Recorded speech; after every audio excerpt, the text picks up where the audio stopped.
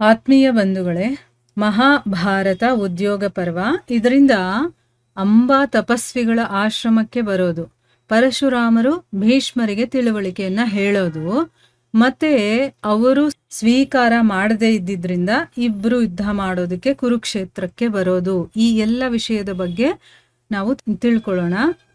ಭೀಷ್ಮರು ಹೇಳ್ತಾರೆ, ಈ ರೀತಿ ನಿರ್ಧಾರ ಮಾಡಿ ಅವಳು ನಗರದಿಂದ ಹೊರಟು, ಅಂದ್ರೆ ಈಗ ಅಂಬಾ ಡಿಸೈಡ್ ಮಾಡಿರ್ತಾಳೆ, ನಾನು ತಪಸ್ ಮಾಡಿ ಸೇಡ್ ತೀರಿಸ್ಕೋಬೇಕು, ಇಲ್ಲ ಯುದ್ಧ ಮಾಡಿ ಸೇಡ್ ತೀರಿಸ್ಕೋಬೇಕು ಅಂತ ಅವಳು ನಿರ್ಧಾರ ಮಾಡಿರ್ತಾಳಲ್ಲ. ಆ ರೀತಿ ನಿರ್ಧಾರ ಮಾಡಿ ಅವಳು ನಗರದಿಂದ ಹೊರಟು ತಪಸ್ವಿಗಳ ಆಶ್ರಮಕ್ಕೆ ಬರ್ತಾಳೆ. ಅವಳು ಆ ರಾತ್ರಿ ಆ ಆಶ್ರಮದಲ್ಲೇ ಕಳೀತಾಳೆ. ಮತ್ತು ಆ ಋಷಿಗಳಿಗೆ ತನ್ನ ಎಲ್ಲ ವಿಷಯಗಳನ್ನು ಕೂಡ ಹೇಳ್ತಾಳೆ. ಹೀಗೀಗಾಯ್ತು ನನ್ನ ಜೀವನದಲ್ಲಿ ಅಂತನ್ಬಿಟ್ಟು ಋಷಿಗಳೆಲ್ಲ ತಮ್ಮಲ್ಲೇ ವಿಚಾರ ಮಾಡೋದಕ್ಕೆ ಶುರು ಮಾಡ್ತಾರೆ.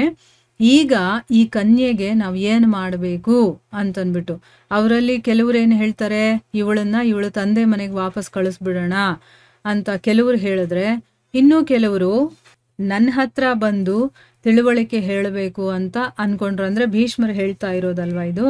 ಅದಕ್ಕೆ ಭೀಷ್ಮರು ಹೇಳ್ತಾರೆ, ನನ್ನ ಹತ್ರ ಬಂದವರು ತಿಳುವಳಿಕೆ ಹೇಳಬೇಕು ಅಂತನ್ಬಿಟ್ಟು ಅನ್ಕೊಳ್ತಾರೆ. ಇನ್ನು ಕೆಲವರು ರಾಜ ಶಾಲ್ವನ ಹತ್ರ ಹೋಗಿ ಅವನಿಗೆ ಇವಳನ್ನ ಮದುವೆಯಾಗಬೇಕು ನೀನು ಅಂತ ಆಜ್ಞೆಯನ್ನ ಕೊಡಿ ಅಂತನ್ಬಿಟ್ಟು ಕೆಲವರು ಹೇಳ್ತಾರೆ. ಇನ್ನೂ ಕೆಲವರು ಅದಕ್ಕೆ ವಿರುದ್ಧವಾಗಿ ತಮ್ಮ ಸಮ್ಮತಿಯನ್ನ ಪ್ರಕಟಪಡಿಸ್ತಾರೆ. ಈ ರೀತಿ ಎಲ್ಲರೂ ತಮ್ಮಲ್ಲೇ ಚರ್ಚೆ ಮಾಡಿ ಅವ್ರವ್ರಿಗೆ ಏನು ಅನ್ಸುತ್ತೋ ಅದನ್ನು ಹೇಳ್ತಾರೆ.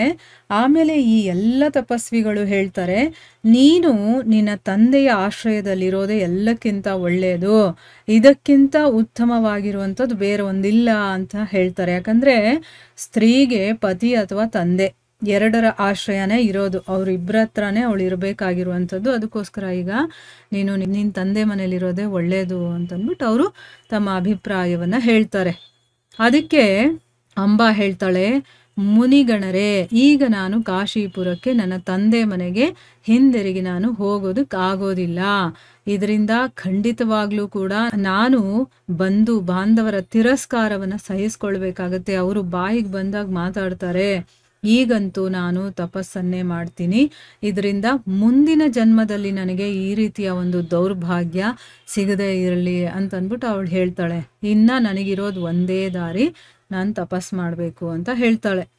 ಆಮೇಲೆ ಭೀಷ್ಮರು ಹೇಳ್ತಾರೆ, ಆ ಬ್ರಾಹ್ಮಣರು ಈ ರೀತಿ ಆ ಕನ್ಯೆಯ ವಿಷಯದಲ್ಲಿ ವಿಚಾರ ಮಾಡ್ತಾ ಇದ್ದ ಹಾಗೇನೆ ಅಲ್ಲಿಗೆ ಪರಮ ತಪಸ್ವಿಗಳಾದಂತಹ ರಾಜಶ್ರೀ ಹೋತ್ರವಾನರು ಅಲ್ಲಿಗೆ ಬರ್ತಾರೆ. ಆಶ್ರಮದಲ್ಲಿದ್ದಂಥ ತಪಸ್ವಿಗಳೆಲ್ಲ ಅವರಿಗೆ ಸ್ವಾಗತ, ಆಸನ, ನೀರು ಎಲ್ಲವನ್ನ ಕೊಟ್ಟು ಸತ್ಕಾರ ಮಾಡ್ತಾರೆ.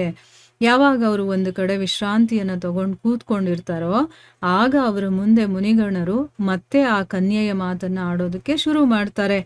ಅಂಬಾ ಮತ್ತೆ ಕಾಶಿರಾಜನ ವಿಷಯದಲ್ಲಿ ಎಲ್ಲಾ ಮಾತುಗಳನ್ನ ಕೇಳಿಸ್ಕೊಂಡು ರಾಜ ಋಷಿ ಹೋತ್ರವಾನರಿಗೆ ಬಹಳ ಬೇಜಾರಾಗುತ್ತೆ. ಅವ್ರಿಗೆ ಈ ವಿಷಯ ಎಲ್ಲ ಕೇಳಿದ್ಮೇಲೆ.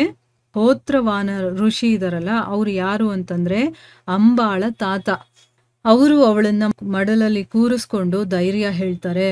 ಮತ್ತೆ ಪ್ರಾರಂಭದಿಂದನೂ ಕೂಡ ಈ ಒಂದು ಆಪತ್ತಿಗೆ ಏನು ಕಾರಣ ಅನ್ನೋದಕ್ಕೆ ಸಂಪೂರ್ಣ ವೃತ್ತಾಂತವನ್ನ ಕೇಳ್ತಾರೆ. ಅಂಬಾ ಏನೆಲ್ಲ ಆಗಿತ್ತೋ, ಅದು ಹೇಗೆ ನಡೆದಿತ್ತೋ ಅದೆಲ್ಲವನ್ನ ಕೂಡ ವಿಸ್ತಾರದಿಂದ ಅವಳು ಹೇಳ್ತಾಳೆ. ಇದರಿಂದ ರಾಜ ಋಷಿಗೆ ಬಹಳ ದುಃಖ ಆಗುತ್ತೆ, ಮತ್ತೆ ಶೋಕ ಕೂಡ ಆಗುತ್ತೆ. ಅವ್ರ ಮನಸ್ಸಲ್ಲೇ ಈ ವಿಷಯದಲ್ಲಿ ಯಾವ ಕರ್ತವ್ಯವಿತ್ತೋ ಅದನ್ನ ನಿರ್ಧಾರ ಮಾಡಿ, ಅಂದ್ರೆ ಏನ್ ಮಾಡಿದ್ರೆ ಸರಿ ಅಂತನ್ಬಿಟ್ಟು ಅವರು ಯೋಚನೆ ಮಾಡಿ ಅವಳಿಗೆ ಹೇಳ್ತಾರೆ, ಮಗಳೇ, ನಾನು ನಿನ್ನ ತಾತ, ನೀನು ನಿನ್ನ ತಂದೆ ಮನೆಗೆ ಹೋಗ್ಬೇಡ. ನಾನು ಹೇಳೋದು ಏನು ಅಂತಂದ್ರೆ, ನೀನು ಜಮದಗ್ನಿ ನಂದನನಾದಂತಹ ಪರಶುರಾಮರ ಹತ್ರಕ್ಕೆ ಹೋಗು. ಅವರು ನಿನ್ನ ಈ ಮಹಾಶೋಕ ಮತ್ತೆ ಸಂತಾಪವನ್ನ ಖಂಡಿತವಾಗ್ಲೂ ಕೂಡ ದೂರ ಮಾಡ್ತಾರೆ. ಅವರು ಸದಾ ಮಹೇಂದ್ರ ಪರ್ವತದ ಮೇಲೆ ಇರ್ತಾರೆ. ಅಲ್ಲಿಗೆ ಹೋಗಿ ಅವರಿಗೆ ಪ್ರಣಾಮಗಳನ್ನು ಮಾಡಿ ನನ್ನ ಬದಲಿಗೆ ನೀನೇ ಎಲ್ಲ ಮಾತುಗಳನ್ನು ಕೂಡ ಹೇಳು. ಅಂದ್ರೆ ನಾನೇ ಬರ್ತಿದ್ದೆ, ಆದ್ರೆ ನೀನೇ ಹೋಗಿ ನಾನೇನೇನು ಹೇಳ್ತೀನೋ ಅದನ್ನ ಹೋಗಿ ಅಲ್ಲಿ ನೀನು ನನ್ನ ಮಾತನ್ನ ಅವರಿಗೆ ಹೇಳು. ನನ್ನ ಹೆಸರನ್ನ ತಗೊಳ್ಳೋದ್ರಿಂದಾನೇ ಅವರು ನಿನ್ನ ಯಾವುದೇ ಅಭೀಷ್ಟಗಳಿರ್ಲಿ ಅದನ್ನ ಪೂರ್ಣಗೊಳಿಸ್ತಾರೆ. ಅವರು ನನಗೆ ಬಹಳ ಪ್ರೀತಿ ಪಾತ್ರರಾಗಿರುವಂಥವ್ರು, ಮತ್ತೆ ಸ್ನೇಹಿ ಸಖ, ನನ್ನ ಆಪ್ತ ಗೆಳೆಯ ಅಂತ ಹೇಳ್ತೀವಲ್ವ ಆ ರೀತಿ. ಸೊ ಅದಕ್ಕೆ ನೀನು ಹೋಗಿ ಇಲ್ಲೇನೇನಾಯಿತೋ ಆ ವೃತ್ತಾಂತವನ್ನು ನಾನೇನು ಹೇಳ್ತೀನೋ ಅದನ್ನು ಹೋಗಿ ಅವ್ರ ಹತ್ರ ಹೇಳು. ನಿನಗೇನೇ ನೋವು ಏನೇ ದುಃಖ ಇರಲಿ ಅದನ್ನು ಅವರು ಸರಿಪಡಿಸ್ತಾರೆ. ಯಾಕಂದರೆ ಅವರು ನನಗೆ ತುಂಬ ಪ್ರೀತಿ ಪಾತ್ರರು ಮತ್ತು ನನ್ನ ತುಂಬ ಆಪ್ತ ಸ್ನೇಹಿತರು ಅಂತಂದ್ಬಿಟ್ಟು ಅವರು ಹೇಳ್ತಾರೆ. ಮುಂದೇನಾಗುತ್ತೆ ಅಂತ ನಾವು ಮುಂದಿನ ಭಾಗದಲ್ಲಿ ತಿಳ್ಕೊಳ್ಳೋಣ. ಹರೇ ಕೃಷ್ಣ.